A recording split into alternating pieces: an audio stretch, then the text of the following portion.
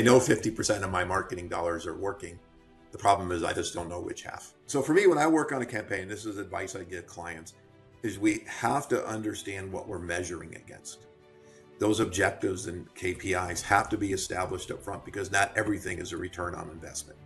If we're growing the brand awareness and building your credibility and your thought leadership or your reputation, you can't actually totally measure that, but you can put things in place that you can say, if I increase my awareness by X, then I've achieved those objectives. So I try to get very clear, and like I said, I tell companies, be very clear on what you're trying to measure, because everything isn't $1 for $1 or $2 for every dollar I invest. Some tactics can do that. And so with a lot of situations, I can't equate that. A case in point, I have a client, been working together almost 3 years now. First 8 months, we worked on his website and got it really clean and straightened out, optimized. And then we started launching, but our specific plan with blogging and posting and all the things that we're doing was to position them in a leadership role that when people think about them in their payment space, and specifically B2B payments, that they would be known for that.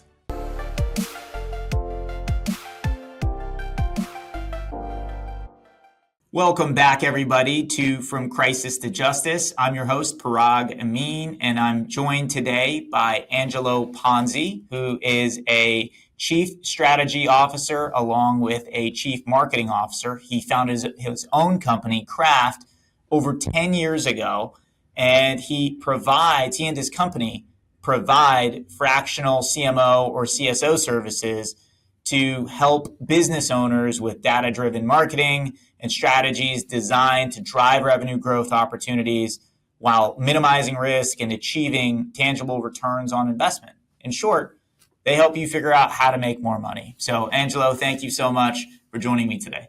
Brock, thank you very much. I appreciate the opportunity. So, tell me a little bit about how you got into this space, particularly as a Chief Strategy Officer, and what that entails, and what makes a good Chief Strategy Officer. Well, it's that kind of morphed into an opportunity as my first time as a Chief Strategy Officer. But so I've always been in marketing. I've always been the data guy, researcher from early on. I mean, my second job, I was the guy creating the plans. And so that just evolved, and it really reinforced the importance of planning for me versus on the flip side, I just see people execute, and I could see that there were issues by not having a plan to work against, not understanding the needs and wants and motivations of their customers, and how do you roll that in to be more strategic in your messaging. And so I've been client side, I've been advertising agency side. I actually had my own agency for many years. I was fortunate enough to sell it. I had a research company in the action sports industry. So, I mean, I stayed pretty true to who I am. I did once try to get into the art department, but I was told after a week that I was really horrible at it, and I couldn't draw a straight line with a ruler, and I should go back to marketing. So, but the Chief Strategy Officer job actually was early on in Kraft, where I was brought on, as I thought originally, as a CMO, but she changed it because she was a young company that literally blew up overnight. I mean, I'm talking about borrowing on credit cards to a multi-million-dollar organization in less than 12 months. And she had never run one like that. And so what became more important in our conversations, in my background, having owned a company and worked for large corporations, worked for small corporations, was I could be a guide to her and really help her navigate and develop the strategies to grow their business versus doing traditional marketing stuff. And I just found that has kind of always been part ever since over the last 10 years, where I really focus on that strategy aspect. And actually people get confused sometimes, because when you say the word marketing, they go right to tactics. If you say strategy, they do something else. So I've actually even been rebranding even again a little bit and working in that Chief Strategy Officer positioning, because it makes more sense to really what I do than necessarily, marketing. But again, I look at marketing differently. than tactics. It's understanding the nuances, where the opportunities exist, who are your customers, what are their motivations, is there hierarchies in your selling, and ultimately, in kind of my positioning is helping companies better understand the markets in which they compete. That's knowing their competition, their customers, their prospects, the dynamics of the market, and helping to build strategies to position and reposition and looking for opportunities to grow. Um, so many times I get this, hey, we've been in business for 20 years. We're a $10 million company, but we want to be 50 in the next 3 years. It's like, well, what are you going to do differently that you haven't done in the last 20 years that you think we're going to do differently in three to, 5X your business? And so I try to be realistic about those kinds of things. And my approach is for companies like that, where do you want to be? Let's deconstruct it into the nuances of what are the paths to get you there. And that could include new vertical markets, new products. We look at profitability of each of the products and where they fit, what are contributing to the overall organization to drive bottom line profit. And so just in that description alone, most people don't think of that as marketing. They think of that as, strategy work. But I look at it as marketing because it's important.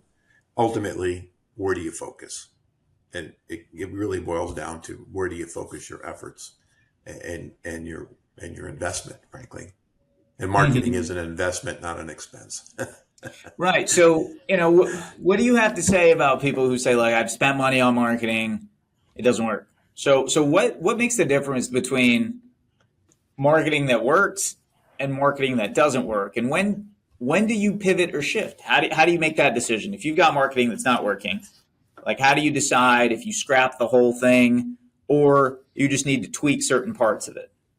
Yeah, it's a great question, and I get asked that question all the time. I also get the question of, can you guarantee? And of course, there's no guarantees in life at all. So you do the best to minimize your risk and mitigate things that can go wrong. But for me, there is actually, and I believe it was, I want to say it was David Ogilvy. I can't actually remember who said, I know 50% of my marketing dollars are working. The problem is I just don't know which 50%. So for me, when I work on a campaign, this is advice I give clients, is we have to understand what we're measuring against. Those objectives and KPIs have to be established up front because not everything is a return on investment. If we're growing the brand awareness and building your credibility and your thought leadership or your reputation, you can't actually, totally measure that, but you can put things in place that you can say, if I increase my awareness by X, then, I've achieved those objectives. So I try to get very clear. And like I said, I tell companies, be very clear on what you're trying to measure, because everything isn't a dollar for a dollar or $2 for every dollar I invest. Some tactics can do that. And so with a lot of situations, I can't equate that. Case in point, I have a client, we've been working together almost 3 years now. First 8 months, we worked on his website and got it really clean and straightened out and, optimized. And then we started launching, but our specific plan with blogging and posting and all the things that we're doing was to position them in a leadership role that when people think about them and they're in their payment space, and specifically B2B payments, that they would be known for that. And we feel like, it could always improve, but we feel like we're accomplishing those objectives for a lot of different reasons. But one specifically is he now sits as one of the co-chairs to the B2B payments for the largest association for payments in the country. And so he's now on the B2B committees and helps drive and structure what happens going forward. But that, so now he is being recognized for that. Now, can I say that title now has gotten him X amount of dollars? Not specifically, but we can track the activity and things that have gotten him there. And what we kind of see, if you put drop a stone in the pond and watch the ripples, we can see where the ripples are going, and we can start now to see it's getting people are more aware of the benefits of B2B payments, and we're getting a lot more traction and activity. So again, that's kind of a roundabout way of saying we can track it, we can trace it, but it isn't necessarily you invest a dollar and you get two back. Yeah. So, when it comes to marketing and how niche somebody should go or how they should position their product, I've heard that the riches are in the niches, but I've also heard that the wealth is in the breadth. So, how targeted should somebody be in their marketing for whatever service or product that they're selling? Well, again, I'm gonna sound like a little bit of a broken record. It's going back to planning. What are you trying to accomplish? And first of all, I believe there is no silver bullet in marketing. It is an integrated approach. So if you're only going to do one thing, it's probably not going to just be the only thing that works.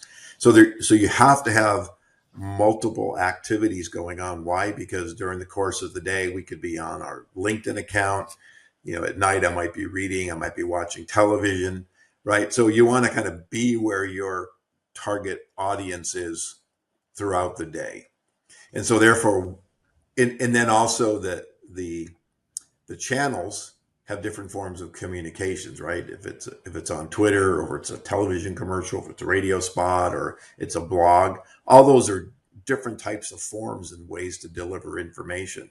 And some you can say a whole lot more in a blog than you can say in a short tweet, right? So you got to kind of understand how you build your story and capitalize on all the different channels to make sure the overall goal in the story that you're trying to tell. And it is about storytelling, because ultimately that's what gets people excited. It's not about, the client that was in business for 75 years and they're like, well, we've been in 75 years. Of course we're great.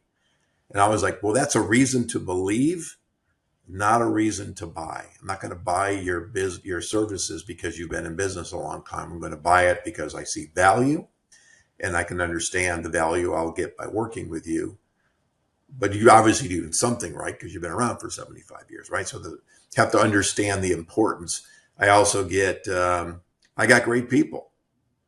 Well, I got great people. And for fact, if your people are better than mine, I go steal your people, right? So you're looking at things that you can really leverage when you're trying to differentiate your stuff, your business, or your services or products, whatever it happens to be. And so again, really understanding, and that gets back to spending time understanding your competition, understanding the market, understanding the motivations and behaviors long before, frankly, you start doing a lot of tactics. Otherwise, you're just putting stuff out there and you're hoping that. I worked with a client last year. When I first started working with them, we started talking about PPC, so paid advertising on Google. And they said it didn't work. I said, well, how long did you do it? And they said a year. And I said, why? And they go, oh, I don't know. It just never worked. And, oh, no, by the way, we hired the guy again for another 30 days to see if he could make it happen. Well, that was ridiculous because nobody spent the time to really understand why it was not working, only that it wasn't working. And I'm going to guess, because I wasn't around, that the planning going into it was not really solid. And so again, you don't want to invest without doing it. It's like buying stock without understanding what's going on with the company, right? Sounds like a good investment. I'm going to invest a bunch of money, and the stock went down, and whose fault? You didn't even do any due diligence on it. And so if you think about the due diligence of understanding all the things that I was talking about, it can really help define how you move forward. Mm-hmm. Yeah. And so when it comes to thinking about how you position a product or how you promote it, I always think about this idea of, on the one hand, you could look at your competitors, see what they're doing, see how you differentiate yourself or do it better. But then you've got the one-offs like the Steve Jobs, who talks about the idea of the iPhone and how, if you asked consumers if they wanted a product that had a phone, a camera, and a music player all in one, they said, no, I have no need for that. And yet now the iPhone is by far the best-selling phone in terms of numbers and percentage of market share. Or you look at somebody like Jeff Bezos, and this idea of the Alexa Echo. And so, as you just heard, mine kicked in right there. So I've got one too. I'm a customer. So, the reality is that even that product, Jeff Bezos has said, if we ask consumers if they want something like that stays on and randomly chimes in like it just did there, is that a product you'd want? And the vast majority of consumers would probably say no. So how does one do market share research like that? Or are the Jeff Bezoses and the Steve Jobs of the world just that, and you really can't emulate them or follow their style? A lot of the companies, at least that I deal with, don't have, the dollars behind them to go off and just build it and they will come. And I don't know for a fact of how much research they did, but I do deal with a lot of small companies that have some great ideas. And I always recommend, whether it's some kind of research, whether it's, proprietary or secondary, to try to understand how it fits. So I've worked with several new products and startups where we've gone out into the market and tried to get feedback on the product itself. And, would people use it? Why would they use it? I just finished one for a software company. They're trying to determine their features. And so we had a feature set. The question was, what do we need in order to go to market? And so in this case, we did go out and talk to potential users to try to understand what features were important to them. Now, do I know if they were going to buy? Not necessarily, but at least we were trying to make it so when the client launched the product, they have a better shot of getting in front and getting back in front of those people, because now they designed something. So I think that in any case, I mean, again, I've worked with companies that did absolutely no research. There's tons of stories of companies that ran out and built a product because they thought there was a need, and it turned out to be there wasn't. The 3D television is a great example. When Avatar came out and everybody was excited about 3D, and we had 3 or 4 major players trying to produce the first 3D television, and one of them did it, got to the market first, early adopters, and within less than 5 years, it was dead. And there was a simple reason, according to the case studies, and that's the fact that ultimately people don't want to wear 3D glasses to watch television all the time. But nobody ever asked anybody. They just assumed it was a hit and ran with it. So especially with smaller companies that spending, thousands or millions of dollars on product development without ever understanding if there's a need. I'm working with a startup right now that's got an unbelievable solution in the AI world. But, there's such a waterfall of AI tools coming out that we're getting lost in the noise. And so we're constantly looking at how we can reposition so it gets above the fray. And their stuff actually is leaning more a little futuristic, where it's decentralized bot-to-bot communication. So which means my company's bot can talk to your bot, and we can do literally transactions, communications, buy, sell, do all these kinds of things. So we're ahead of the curve, but we're getting lost in the fray. And so there's a great example is the more we go out and pitch different companies on the services, we're using that as kind of our secondary or primary research to get beyond what was already done to develop the product, to try to understand what the barriers are and things like that. Mm-hmm. So even as the product's being developed, we're learning that the market isn't quite ready for what we have, but it's a solid, workable solution, and now we just need to figure out how to tell the story. And I think we solved it actually about an hour ago. But I've been working on this for 6 months now, and so again, I just firmly believe that, I know I probably sound like a broken record, but they're really taking the time to do this. I worked with I do some mentoring over one of the universities here, and they brought me in to talk to a young entrepreneur in his group, and they had this interesting solution on subscription shoes. And I won't go into it, but I asked them, did you do any research? And it was mom and dad and their brother, their sisters, their cousins, and everybody loved it. and they were in and out of the market in 6 months because there were flaws to the model. And when I tried to point it out to them, they just don't want to listen. Why? Because everybody else loved it, and I didn't. I didn't hate it, but I just think they had some issues. And so that's the other thing I find with young businesses is they fall, and I'm guilty of this myself. We fall in love with our product or our service, and a lot of times it's hard to be told that that it's not quite the way you want it, and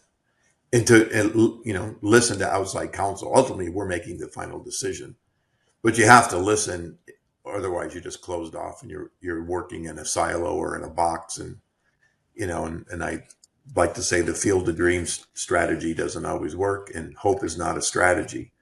And so again, how can you minimize, especially if you're looking for investments, or again, you're bootstrapping it to launch your own business. You can't afford to make those mistakes, and you can't afford to build an iPhone, right? So what is that? Worked with a law firm a couple of years ago who came up with an internal software solution for process management, document management. And so I did the research to see if they could actually roll that out as a solution that other law firms could buy. But they, were funding everything, but they came at it from a practical use. It worked for them. The question is, would it work for everybody else? And what were those features that were important to other law firms? Yeah. And so when it comes to the story, that's a big part of really anything that involves humans. I think involves stories. And so that's something I learned from being a baby lawyer to where I'm at now in terms of trying cases, explaining cases to judges, jurors, in terms of being able to tell the story. Is far more important and effective than talking about facts and figures and statistics. So when it comes to marketing and positioning, what do you think makes for a good and effective story? Well, there's a process that we use, and we have a modification of something else that's out in the marketplace, but it's understanding that we're not the heroes, that our clients are the heroes, and we need to guide them so they can achieve their goals, as a hero to their customers. And so it's really about understanding those nuances. And again, it gets back to what's important. If I understand what's important to you, then I can craft the story to make sure I'm showing value and what's relevant and how I can help you be successful, right? It's not about me. It's about you and how do I help you successful? So a client in the Christmas business, commercial Christmas is a great example. When I started working with them, all their communications were, we have great products. You can stick it out in the rain and the snow. It won't weather. It'll last you years and years and years. And isn't it wonderful and great? But when I started working with them and I started doing a lot of my due diligence in talking to customers, what I realized was that everything we said was a reason to believe, reason to buy. But what we never talked about is for our customers, which are malls and venues, is we're going to create memories for them. Going to create memories for your customers. And it changed the thinking, and it literally rippled through the company, the way they design their presentations, and because it is always now about not you, the mall customer, but your customers' customers. And by understanding the value and excitement that we could bring to them, now, the mall people were like, well, yeah, that's great, because ultimately we want them to come back not only once to shop, but over and over and over, and bring their kids and all this kind of stuff. So it really had to change the mindset and the thinking of the people that have been, it was a 25-year-old business. And it changed and helped them grow and do lots of other things. And I still work with them. And so it was exciting to see them embrace it. I can't say it wasn't a little kicking and screaming at first, but they changed and they understood, and now they're extremely happy that they did, because again, it totally differentiated them from the people selling the product, right? The features of the product. All right, sell the benefits, sell the value. Why am I going to buy this? Not because, I have to understand what it's going to do for me. And the same thing with the service. I mean, you have to understand that, yes, I can do your accounting, but so can 100 other people, thousands of other people. Why am I going to pick you to do it? What's the value that you're going to give me? What's the value of this product that you're asking me to spend money on? And so if people think kind of in that realm and not think about just the product or the sweat and tears that they did in building it, but ultimately there's a reason for it and the value that it brings. So I think I answered the question. I might have gone off on a tangent. Sorry. Very helpful. No, I appreciate you sharing the knowledge and the wisdom that you've gathered over all these years. So, another component is, and I talk to my team about this all the time, is I think that there's some timeless principles that will never go out of style and have always been in style. So, for example, when we're dealing with client cases, there will never be a future in which clients don't want more convenience. And so we go out of our way to try to make the process as convenient as possible. Anticipate our clients' needs, anticipate what they might be thinking about or worried about, what they might need, when they might need a status update or something, even if there isn't an update to report. So those kinds of things, we are cognizant of those. And so, for example, I think that convenience is a timeless principle when it comes to business and marketing. And I think that, I remember you mentioned earlier the 3D glasses and the 3D TVs coming out. And immediately I was like, this is not going to work because, intuitively, this idea of convenience, it violated that principle because nobody really wants to charge up a headset to be able to sit down and watch television. It requires too much foresight and forethought about how and when you're going to watch television, and then requires something to strap on to your head or put on over your eyes to just simply watch TV. I think it violates that principle. I think also this idea of being able to tell a story is also one of those timeless principles of whether marketing or business. But what would you say, Angelo, is some of the other timeless principles that you've noticed over the years? I mean, yeah, certainly storytelling is, and there's the P's of marketing, right?